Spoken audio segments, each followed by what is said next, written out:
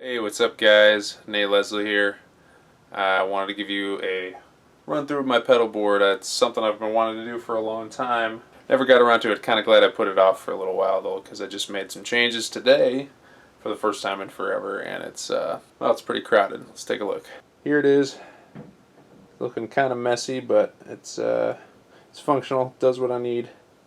Does a whole lot more than what I need, honestly. Starting from the beginning, first spot the old guitar goes into is the DVK, the Mrs. Compressor Boost Pedal. Don't see a whole lot of people using these, but sounds really good. Like it a lot. The boost function's pretty killer. I sold my Dynacomp about 4 or 5 years ago and took a shot with this thing, and I have not really had any problems with it. I like it. Sounds good. My drives. First one, the Caroline Guitar Company Wave Cannon Mark II Super Distorter.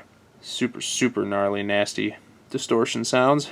This guy right here is the first generation Lotus Pedals Purple Boost, like a MOSFET design or JFET, something like that. Some sort of FET. Overdrive booster. Sounds really sweet. Love it. Into the old pain in the butt Ernie Ball volume pedal full size. Replaced the string on this like 3 times. Eventually I'm going to upgrade to a Hilton or something. Kiss those problems goodbye.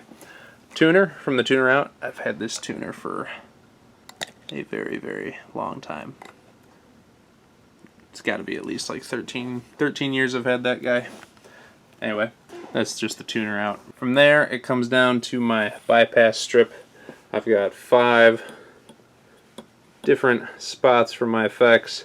This is a mute button, or it could be a tuner out, but I don't really use that one. So first off, it's the Moog. Mooger, however you want to say it, Murph. I've got it set up for a pretty standard tremolo sound right now, but it can do some wacky stuff. Second loop, warped vinyl, Chase Bliss audio, first generation. It sounds incredible. Do so much weird stuff with that thing. Third loop, Maleco Omicron vibrato pedal. It's tiny, but it sounds fantastic. Next in line, Small Stone. I just put this on here today. This belonged to my father-in-law. It's an old 77 or 78 Electro-Harmonix Small Stone phaser.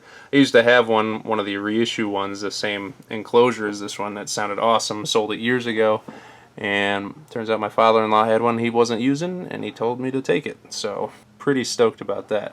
Nice vintage, super rich sound. Last loop here is my fuzz. For that I'm using the Earthquaker Devices Hoof Reaper.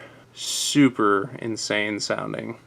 And if you dial down the fuzz like really low, it sounds like a great overdrive, but kind of like with a fuzz sort of twist to it. I like it. Very useful. All kinds of different sounds out of there. Like the Reaper side versus the hoof side sound completely different. So out of the bypass strip comes the old Pog 2. I used to have the Hog.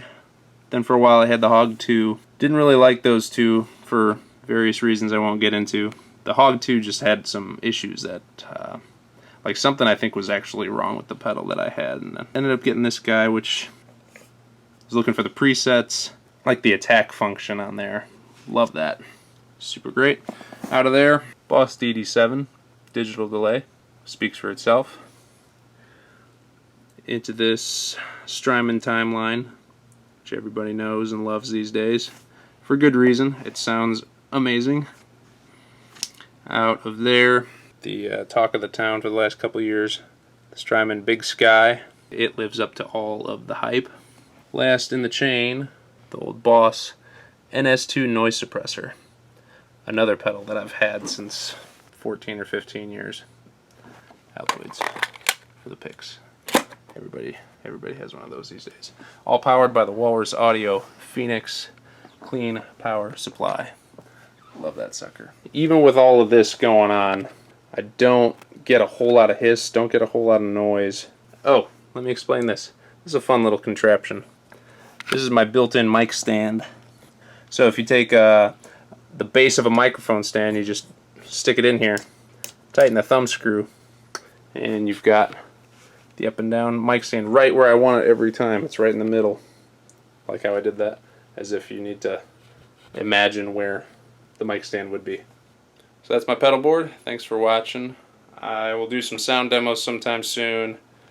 I'll detail all the guitars I'm using, amps, and sort of my recording setup in here. So later.